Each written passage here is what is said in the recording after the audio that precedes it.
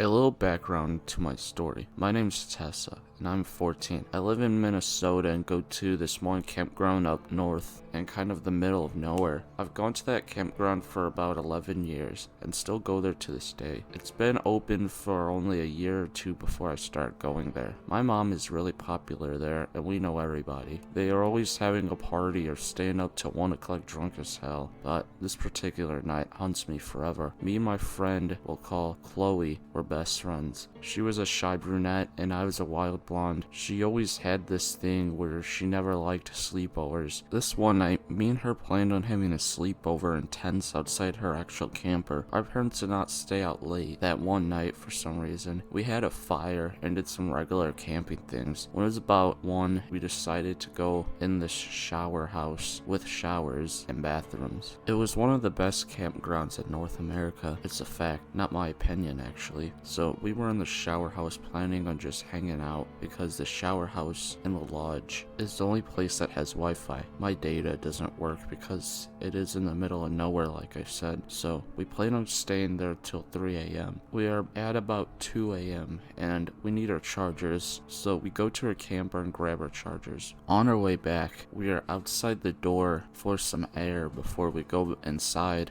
Chloe is on her phone and around the corner behind her is an old guy, or maybe a woman, looks to be about 70 years old or 60 and is walking a rat, looks like it one at least. I scream and tell her what I see and the guy was having a crazy smile on his face. We run as fast as we can to get inside and I started crying because I'm so scared. She is freaking out because she doesn't know what to do or what was just behind her. We plug in our phones to the charger and hesitate to call either our parents or 911. We feel like they would get really mad at us and not even believe us. And we were out till 3 a.m. and we were not supposed to be out past 1 on that night. So now we're freaking the hell out and ready just to bust out the door we've been hiding behind. We have been in there for an hour at this point. Last time we saw the creepy old man was whenever we were coming back to the lodge. So we hesitate to open the door but end up opening it and I'm thinking that we're gonna die. But we run out the door and as I turn around I see the creepy old man again with something that looks like a knife in his hand right around the corner. To this day, we almost always remember this night. P.S. Our parents believed us and was not mad at us for not calling them.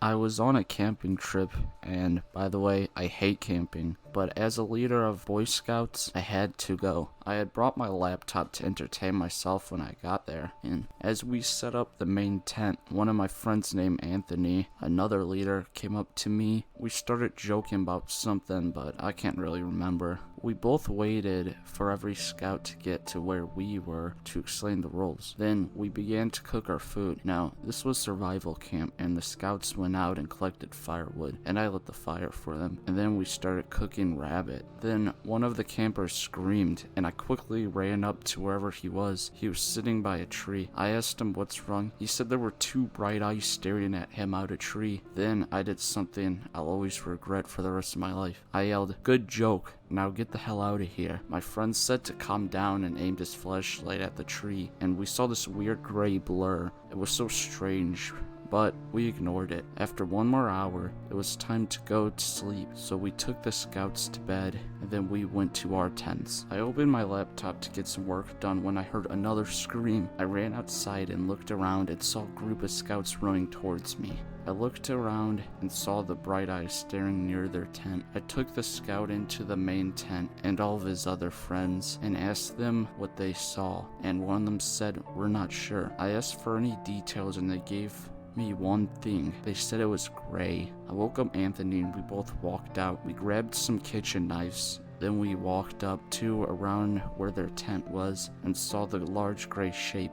"What the hell are you trying to do?" Anthony yelled at it, and it turned around. It was a large shape that gave an inhuman screech before running off into the woods. The next day, we told the campers to pack up their stuff and move out. When we were moving, we saw the gray blur on the edge of the woods. So, weird thing, whatever you are, let's not meet again. Also, I got a question. Does anyone know what the hell that gray thing was? If so, can you comment it below?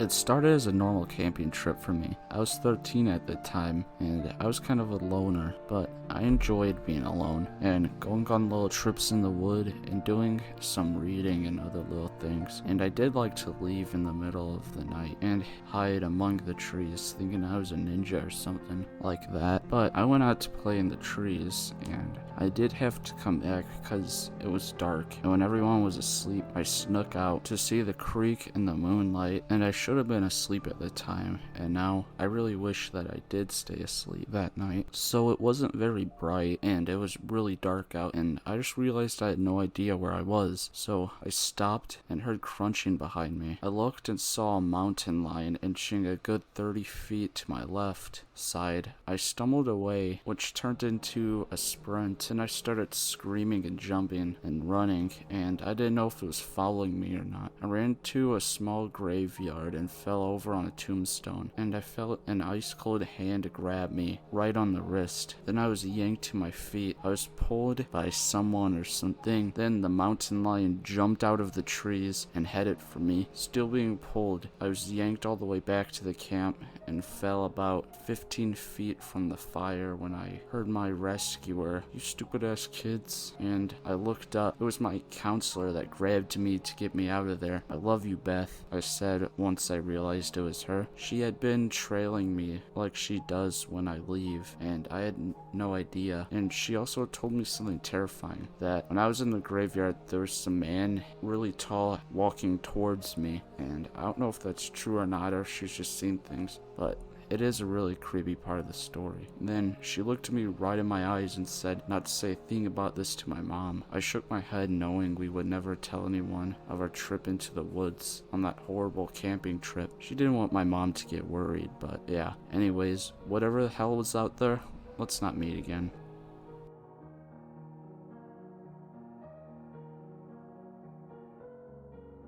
When I was about 14 or 15, my dad and I went camping with one of his friends at a local park 5 miles from where I lived at the time. The campground was located in the biggest state park in our area with miles of trails, many of which for horseback riding or mountain biking, in addition to being able to walk the trails. The day after we intentionally set up camp, we decided to hike some of the trails after we ate breakfast. After walking for about 20 minutes, we come to this group of trees with people both standing on the ground and hanging out in the trees. The odd part is they were all wearing medieval clothing. They all had some sort of weapon. They were asking if we were part of some clan, and if we weren't, then we couldn't pass. We tried to explain that we were just campers walking along that particular trail, but I don't think they got it because they asked us the same question again. One of the people started to come towards us.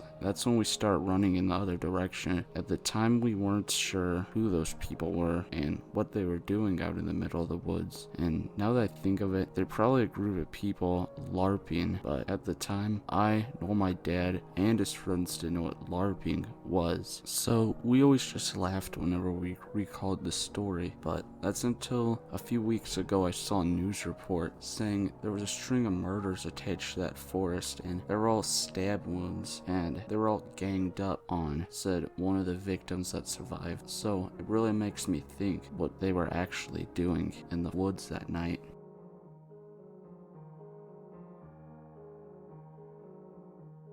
Let me tell you some background first. I'm a 14-year-old boy from Ohio and frequently spend time playing in the woods that my parents own. It all started when we were camping and exploring a new part of the area in the woods. While we were walking down the muddy and slippery trail, I started hearing talking. Now, grant that I have a wild imagination, so I know this wasn't my head because my friend looked over and had this "who are they" expression on his face. As we got closer, I could smell the scent of smoke in the air. Now, I don't live in the greatest of neighborhoods, so this wasn't that uncommon. It was probably someone doing some sort of drug. So, after smelling this, I spoke softly to my friend, "Dude, we have to get out of here, like right now." but he was listening to the conversation they were having instead of listening to me and wanted to get closer. I then said, why the hell would we want to do that? Look, we need to go now. But he kept on trying to listen into the conversation, and he was already moving in closer, so I had to go with him. I wasn't going to leave him because I was his friend. As we moved closer, I started to hear the conversation better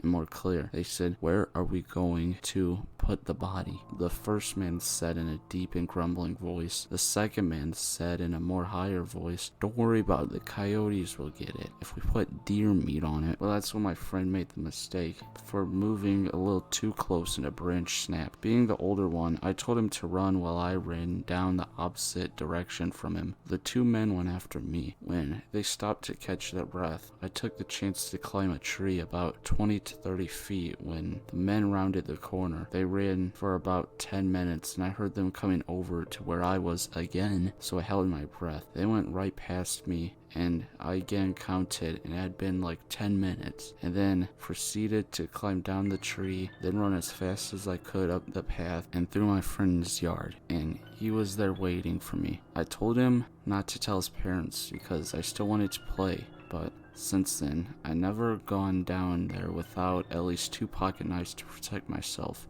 And 2 weird, most likely criminals. Let's never meet again. And I don't know what you were doing in that forest, but I also don't think I would like to know.